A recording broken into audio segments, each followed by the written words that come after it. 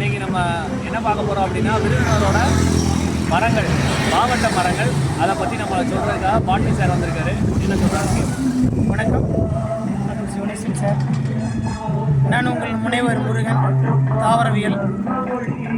இன்றைக்கி நம்ம விருதுநகர் பாரம்பரிய மரத்தில்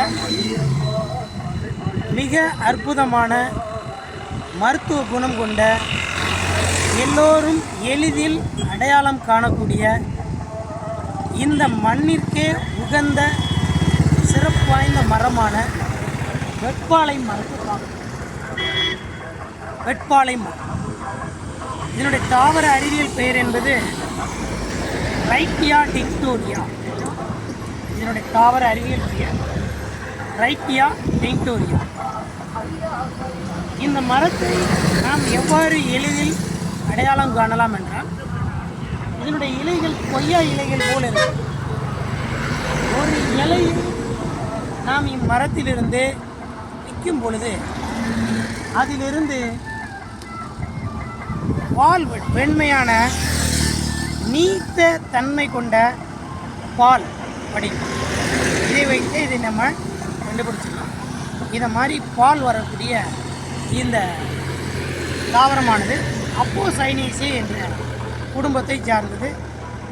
இந்த பாலை நம்ம நேரடியாக இப்படி முகத்திலேயே தேய்த்தோமானால் இயற்கையான அந்த பருக்கள், சரும பிரச்சனைகளை நம் மிக எளிதில் எதிர்கொள்ள முடியும். அப்படிப்பட்ட ஒரு குணம் உள்ளது. இதனுடைய காய் கருப்பு நிறத்தில் மாட்டு கொம்பு போல ஒல்லியாக நீளமாக காணப்படும். கருப்பு நிறத்தில் பூ பூ இந்த இருக்கு. பூ பாஸ். ஸோ இதிலிருந்து தற்பொழுது நம்மளுடைய நாட்டு வைத்தியர்கள், பாரம்பரிய வைத்தியர்கள், வீட்டு வைத்தியர்கள் வெட்பாலை தைலம் என்ற ஒன்றை தயாரிக்கிறார்கள்.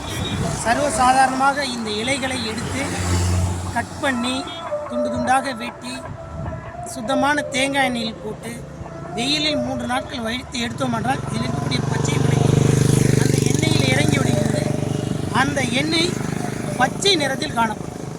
அந்த எண்ணெயை நாம் என்ன செய்யலாம் அப்படின்னா, தோல் சம்பந்தமான எந்த ஒரு பிரச்சனைகளையும் சரி செய்யும் தன்மை பெற்று அந்த இடத்துல நம்ம தேய்ச்சி விட்டாலே போதுமானது. தேய்ச்சதுக்கப்புறம் குளிக்க வேண்டியதில்லை. நம்ம எந்த இடத்துல பிரச்சனை இருக்கோ அந்த இடத்துல தேய்ச்சி விட்டாலே போதுமானது. அதிலும் ரொம்ப குறிப்பாக இன்று மூட்டு வலி பிரச்சனையால் நிறைய பேர் சிரமப்படுகிறார்கள். மூட்டில் மேலோட மேல் பூச்சாக தடவி நம்மளுடைய அன்றாட வேலைகளை செய்யும் பொழுது மூட்டு வலி பிரச்சனையும் சரி செய்யும் என்ற தகவலையும் இங்கே பதிவு வைக்கப்பட்டு